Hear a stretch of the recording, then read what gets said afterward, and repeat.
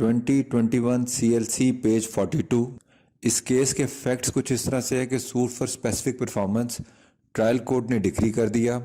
उस डिक्री के against appellate court ने अपील एक्सेप्ट करते हुए ट्रायल कोर्ट की डिक्री को सेट असाइड कर दिया।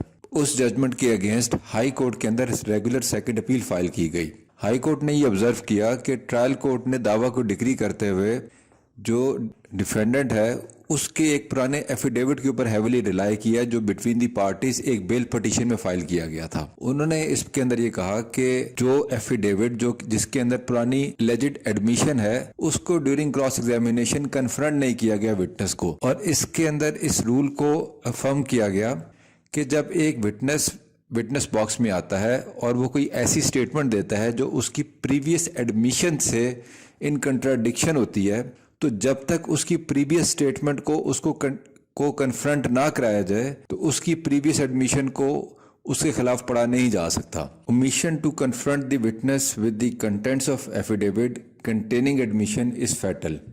इस केस के अंदर जब विटनेस डिफेंडेंट जो है वो आया था विटनेस बॉक्स के अंदर, तो काउंसिल फॉर द प्लेंटिफ ने उसको उसकी जो पुराना एफिडेविट था वो कन्फ्रंट नहीं कराया था, बल्कि वो एफिडेविट जो है वकील ने अपने बयान के अंदर दिया। तो सेकंड पॉइंट ये उन्होंने डिस्कस किया कि वकील के बयान के अंदर पेश करदा डॉक्यूमेंट जो है उसकी कोई लीगल वैल्यू नहीं है, क्योंकि वकील अंडर ओथ नहीं होता, वो विदाउट ओथ करता है, वो विदाउट उसके ऊपर क्रॉस एग्जामिनेशन नहीं होती। तो क्रॉस एग्जामिनेशन होनी थी विटनेस पे, उसको कन्फ्रंट नहीं कराया गया, पॉइंट नंबर 1।